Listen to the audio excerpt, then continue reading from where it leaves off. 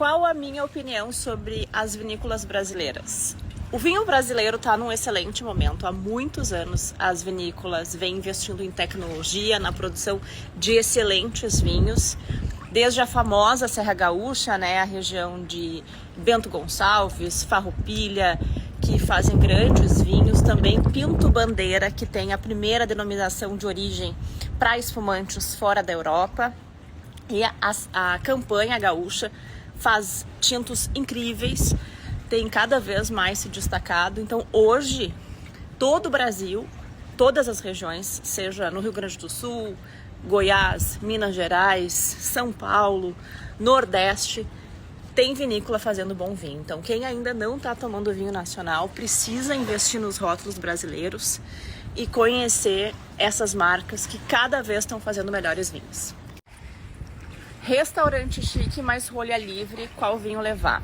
Primeiro precisa ligar para o restaurante para entender se pode levar. Muitos deles cobram uma taxa para que a gente leve um vinho de casa.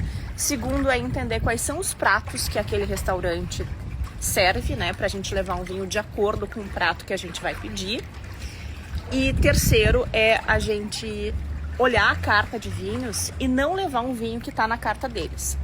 Esse vinho ele precisa estar no mesmo padrão assim dos vinhos servidos naquele restaurante, no mesmo padrão dos pratos, Eu não posso levar um vinho barato para um restaurante que tem um certo padrão de atendimento, de gastronomia, de carta de vinhos. Então isso precisa estar de acordo com o restaurante que eu escolhi.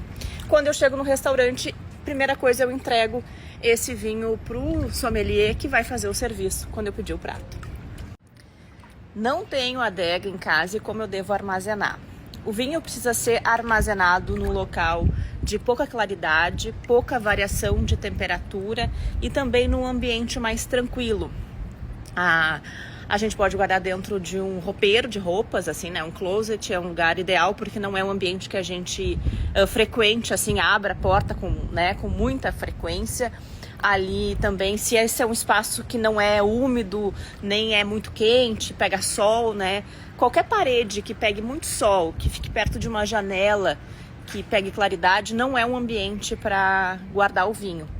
Então ele precisa ficar dentro de armários bem fechados, deitados, para ter contato do líquido com a rolha. Evitar a cozinha, eu vejo alguns móveis em que a adega está em cima do fogão, por exemplo, muito próximo do forno. Não é um lugar ideal para deixar o vinho, porque nesse caso ele vai estragar.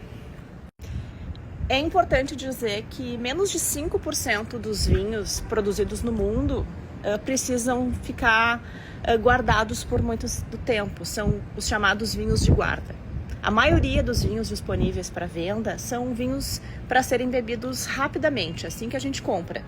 Mas é importante, se a gente vai levar alguns meses ou até um ano para tomar um vinho que a gente comprou, que a gente tenha esse cuidado, porque no meio desse tempo, por exemplo, eu moro em Porto Alegre. Aqui agora faz muito calor e no inverno faz muito frio. Então um vinho que fica à mercê de uma temperatura que sem ar-condicionado passa dos 40 graus e com ar-condicionado cai para 20, ele sofre muita variação térmica. Então nesse caso ele precisa estar num ambiente mais controlado.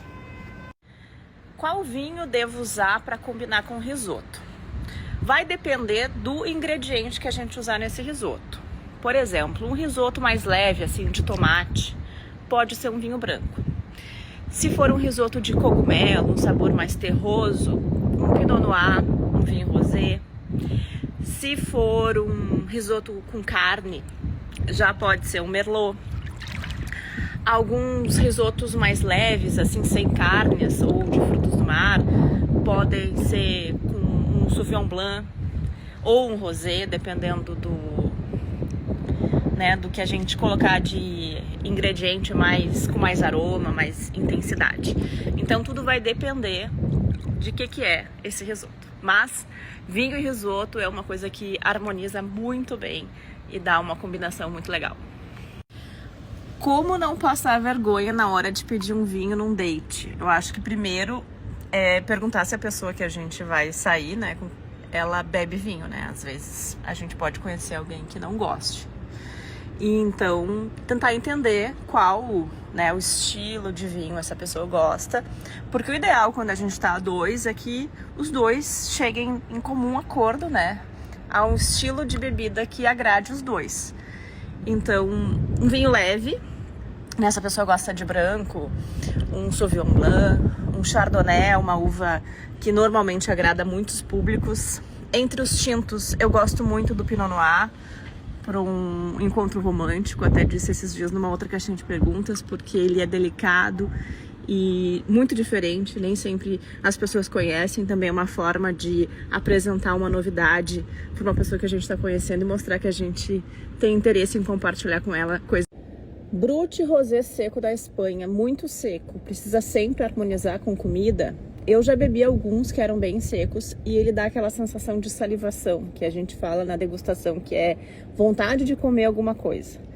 E pode ser uma carne, né? Pode ser, dependendo dele, assim, um queijo, um risoto também.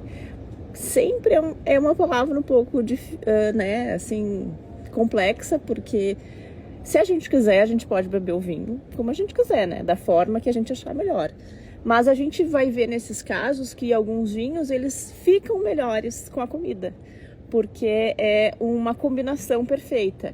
E esse caso de ele ser muito seco, quando a gente sente essa salivação, é as papilas gustativas pedindo, né, um alimento para fazer essa composição com o vinho. Então, nesse caso, é uma experiência melhor se a gente acompanhar com comida.